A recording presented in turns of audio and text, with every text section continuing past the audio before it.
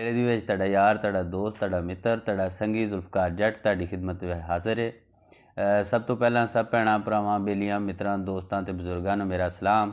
उस तो बाद दे विच अज असीं तुहाडे वास्ते अपने बहुत ही प्यारे मिठे मनमोहणे जे वीर जनाब इम्तियाज़ अयूब साहब जिहड़े कि अजकल कुवैत दे विच उन्हां दी एयर डिफेंस मिनिस्ट्री दे नाल काम कर रहे हैं और उस तो पहला पाकिस्तान दे एयरफोर्स दे नाल उन्हां दा ताल्लुक है।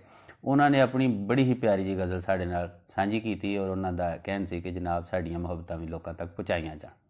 तो अज असी अपने वीर की गज़ल तुहाडे सबना दोस्तों की नज़र करने जा रहे हैं। गज़ल है, ये असर है किसे दियां दुआवां दा, ये असर है किसे दियां दुआवां दा, साडे सिर ते बूटा छावां दा। ये असर है किसे दियां दुआवां दा, साडे सिर ते बूटा छावां दा। उस घर ते रहमत वसदी ए, उस घर ते रहमत वसदी ए, जेड़े घर विच साया मावां दा। बहुत ही खूबसूरत शेर। उस घर ते रहमत वसदी ए, जेड़े घर विच साया मावां दा। असी हिजर दे मारे लोकां दा, असी हिजर दे मारे लोकां दा, हर पासा कच्चियां रावां दा। ये असर है किसे दियां दुआवां दा, साडे सिर ते बूटा छावां दा। किस गल ते ओदी एतबार करां, किस गल ते ओदी एतबार करां, हर गल विच फरेब अदावां दा।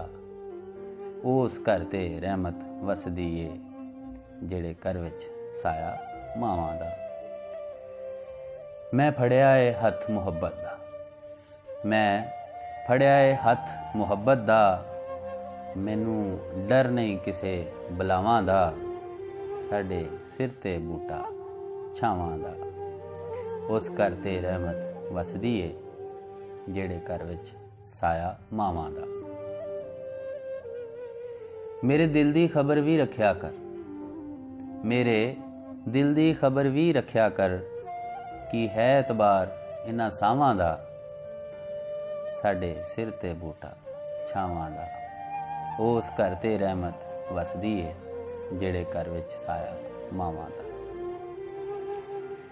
मेरे दिल दे मर्ज उत्ते सरकार, मेरे दिल दे मर्ज उत्ते सरकार, नहीं चलदा जोर दुआवां दा। उस घर ते रहमत वसदी है, जेड़े घर विच साया मावां दा। ये असर है किसे दियां दुआवां दा, साडे सिर ते बूटा छावां दा। असी कमले हाँ, असी कमले हाँ, असी सादे हाँ, असी कमले हाँ, असी सादे हाँ, सानू बख्श सलाम निगावां दा, साडे सिर ते बूटा छावां दा।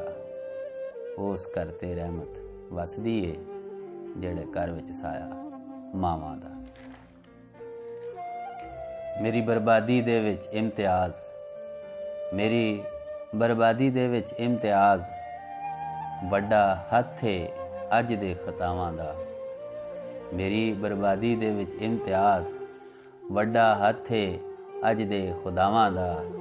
उस घर ते रहमत वसदी है, जेड़े घर विच साया मावां दा।